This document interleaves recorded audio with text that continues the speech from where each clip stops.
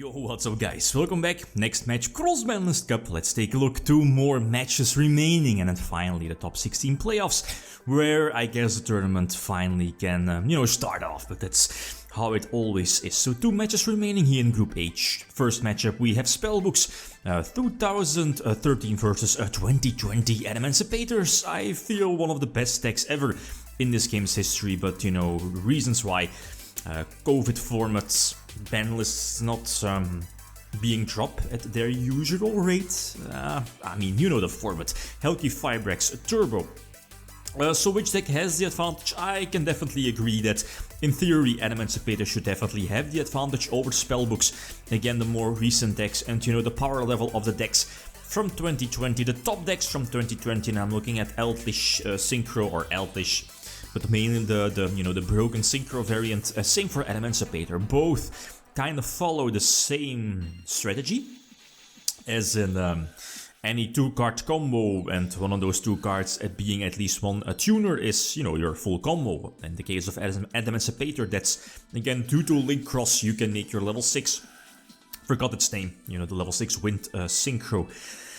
Excavate 5, special summon a rock, and go from there, right? The problem is that, as I've read through the comments in, the prediction tab, community tab, is that I can definitely agree Spellbooks definitely needs to go first if it, if it wants to have a chance in this full match, best of 5. Spellbooks definitely want to go first and have those cheesy wins, Yugioh, and some protection. The thing is that this particular Spellbook deck list, can't remember which one this is. Was this the first place of the European World Championship qualifier? Or, no, this was Keener's list. Yeah, I believe that's the player's name. Was it from Worlds or the North American World Championship qualifier one? Can't remember. But what I was about to say, it's running a bigger amount of traps. I'm looking at Phoenix Wind Blast, I believe, is in here. Is Mirror Force here? It has been a while. But it's definitely side-tagging stuff, well, again, stuff like compulsory, right? So going first and have the capability to protect Yugioh, then, Spellbooks definitely have a chance. But if Spellbook goes second, going second, it's like, you know how Adamancipator works, especially especially with Helki and Link Cross. The deck is mind-blowingly consistent. The deck just doesn't brick. It can't brick, no way. Unless you open like 3 Block Dragon and, I don't know, double Imperm or something like that. Yeah, and even then you have the chance to, special summon like a Block Dragon and go from there. Anyway, I get Impermed, and this was somewhat of a slow start, but again, the start I like. Just normal summon Yugioh, 1 protection trap or interruption. This time it was indeed the Solemn Judgment to prevent the normal summon from going through.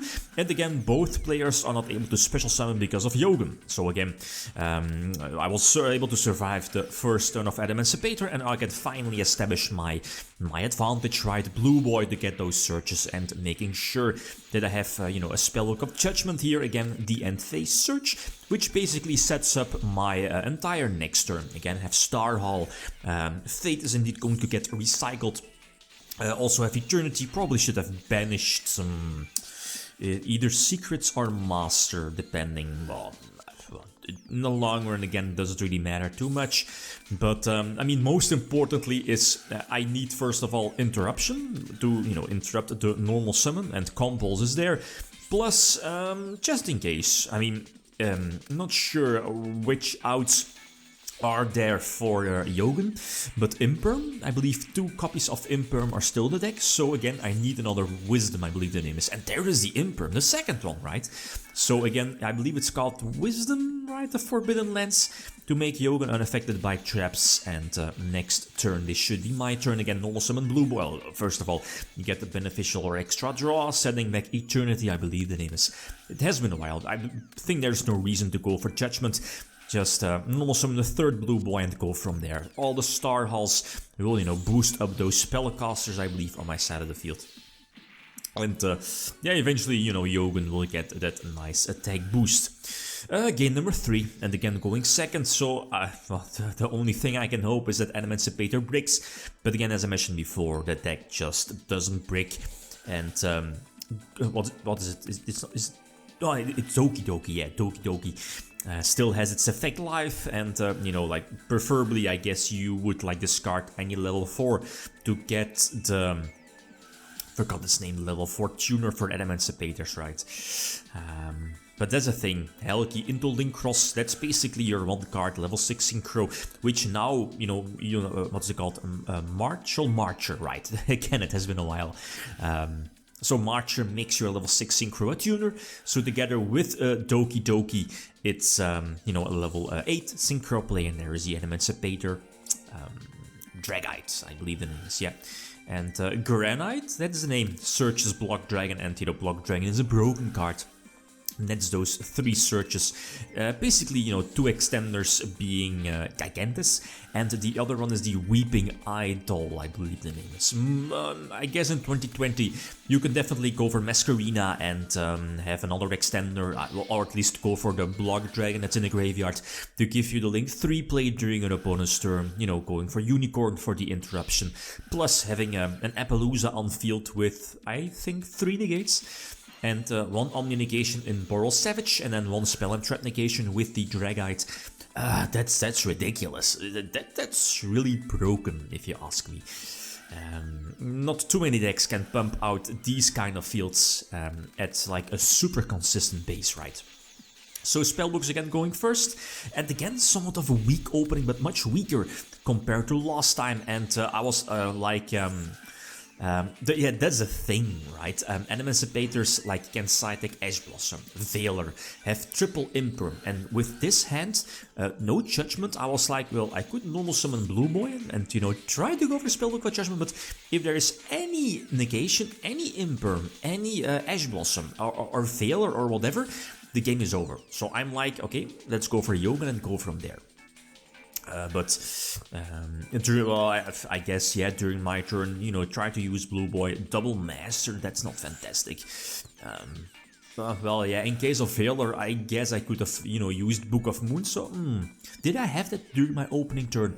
But, I mean, we saw now that there was an Ash Blossom, so if I had the Book of Moon, it didn't really matter, you know, Book of Moon does not this does not prevent the Ash Blossom from resolving, unlike Imperm or Veiler. Right, you know how it works. So yeah, Yogun's effect is indeed going to get negated, and this, I guess, this game, there's nothing I can do. I think the Spellbook decklist is or was not running any hand traps. Not sure, Spellbooks from back then, were they running hand traps?